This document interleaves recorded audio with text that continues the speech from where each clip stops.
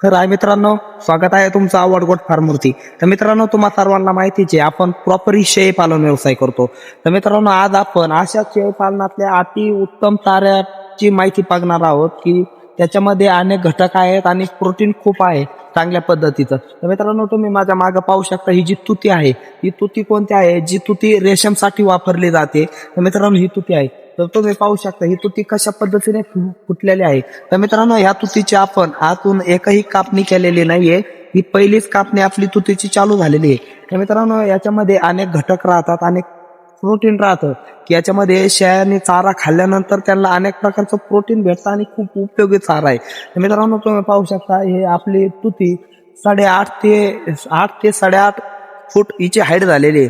तर मित्रांनो, आपण हिची पहिली कापणी करायला चालू केलेलं आहे. तुम्ही माझ्या मागे पाहू शकता आपण पहिली कापणी चालू केलेली आहे. तर मित्रांनो, आपण 2 ते 2.5 फुटापासून वर कापणी चालू केलेली आहे. असं केल्यानंतर काय होतं की चांगल्या प्रकारची तुती फुटते. आणि दुसरी गोष्ट म्हणजे ही जी तुती आहे ही इळक्याने वगैरे कापायची नाही. काय होतं की फांद्याची फाटणी झाल्यानंतर तुती चांगल्या पद्धतीने उगत नाहीये. त्याच्यामुळे आपण पक्कड आणायची आहे, ती फांद्या काट करायची पक्कड 350 रुपयाला भेटती. ती अति उत्तम पकड आहे, कारण की काय होतं पकडीने कट केल्यानंतर व्यवस्थितपणे फुटावणी होते. तर मित्रांनो, तुम्हाला दाखवतो मी की आपण कशा पद्धतीने कट केलेली आणि ती कशा पद्धतीने तुती फुटलेली आहे.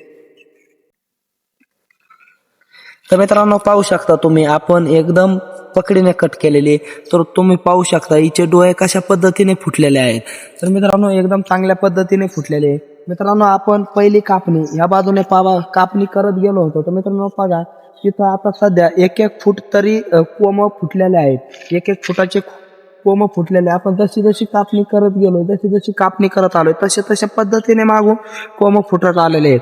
तर मित्रांनो, तुम्ही पाहू शकता की कशा पद्धतीने दात उगते. आणि शेळी पालनामध्ये अनेक चारे आहेत. आपण सर्व चाऱ्यांची माहिती बघणार आहोत.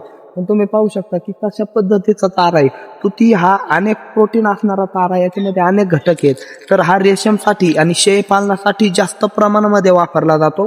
आणि कोणत्या शेळ्याला खात नाहीत असा प्रश्न नाही, प्रत्येक शेळ्याला खातात, कारण हा अतिशय गोड चारा आहे. तर मित्रांनो, असेच नवनवीन व्हिडिओ पाहण्यासाठी आपल्या आवड गोट फार्म चॅनलला सबस्क्राईब करा आणि बेल आयकॉनवरती क्लिक करा, जेणेकरून तुमच्यापर्यंत असे नवनवीन व्हिडिओ पोहोचतील. धन्यवाद.